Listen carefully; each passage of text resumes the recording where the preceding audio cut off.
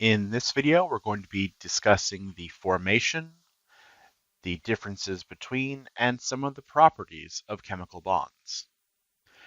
You are going to need something to write with, you're going to need something to write on, and once you have those things ready, let's start. Okay, so first thing we should probably go over is what is the single most important rule in all of chemistry, and this is called the octet rule. Octet, of course, means 8. The reason why is because 8 is the number of electrons in a typical valence shell when it's filled. A full valence shell is the most stable, so atoms will try to gain, lose, or share electrons in such a way as to fill their valence shell. Or, in some cases, empty the valence shell they have so the next inner shell, which is already full, becomes the new valence shell. Metals, since they have very few valence electrons, will almost always try to lose those electrons and become ions. Metals can form some covalent type bonds, but those are usually the exception rather than the rule. Nonmetals, though, nonmetals are a little bit more interesting because some nonmetals, or sometimes a nonmetal will gain electrons and become a negative ion to fill its valence shell, or other times nonmetals will share electrons with another atom in order to get a filled valence shell. Right, so octet rule, everybody wants 8 electrons. However it manages to get there is what it's going to do. So the first type of bond is an ionic bond. Ionic bonding is based on gaining and losing electrons.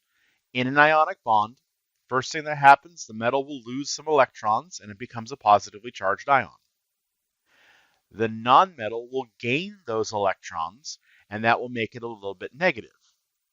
Now, remember what we were talking about with Coulomb's law. If you have two opposite charges, those opposite charges are going to attract each other. So the attraction between a positive ion and a negative ion is the ionic bond. And the larger the charges are, the stronger the bond between them. So a +1 and a -1 is a weaker bond than the bond between +1s and a -2, which is weaker than the bond between a +2 and a -2. Right? So the higher the charges are, the stronger the bonds are going to be, the harder it's going to be to break them apart. Now, instead of gaining and losing, we can also share electrons, and this is where covalent bonding comes in. So covalent bonding, two non-metal atoms, usually, sharing electrons, and notice how I put pairs. For covalent bonding, electrons always come in pairs.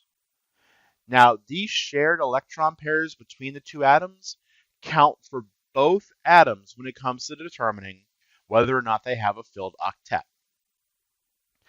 And you can share a number of different pairs between the same two atoms, right? If two atoms are sharing one pair, that's a single bond. If they're sharing two pairs of electrons or 4 electrons total, that's a double bond. And if they're sharing 3 pairs of electrons or 6 total electrons, that's what we call a triple bond. Right? So they can have single, double, triple bonds, whatever it needs to do to work its way up to those 8 valence electrons. Now, trying to determine what type of bond you have present, the thing is, a bond is never really purely ionic or purely covalent. The key difference here is that it's electronegativity, that trend that we went over in the previous chapter.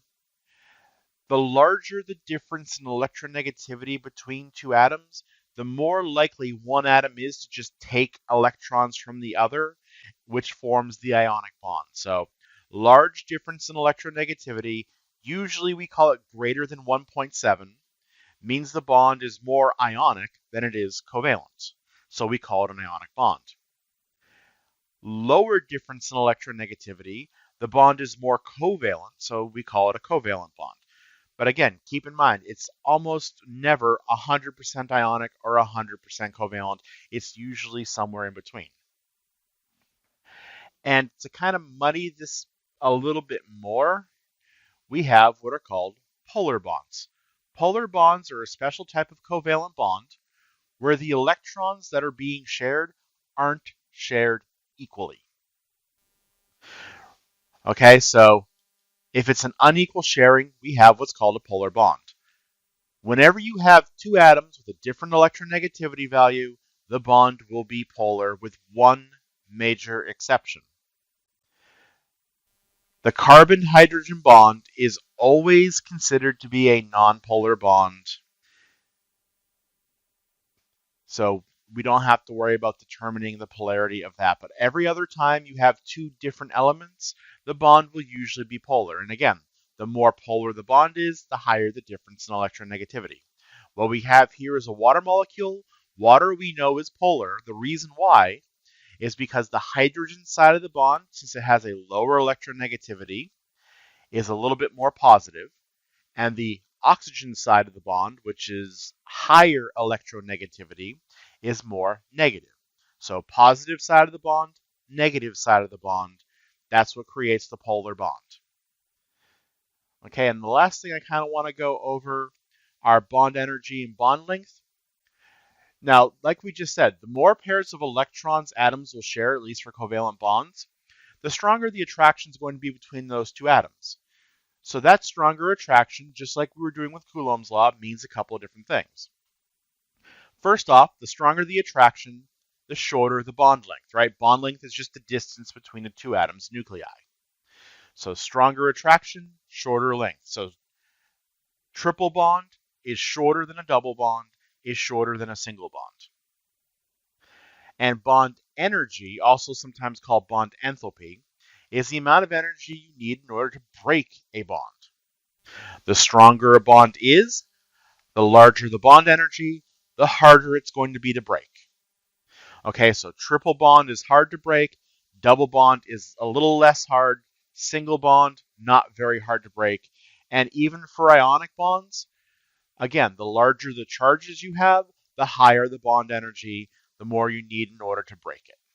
Okay, so that is the video on ionic and covalent bonding. I will see you guys in the next video.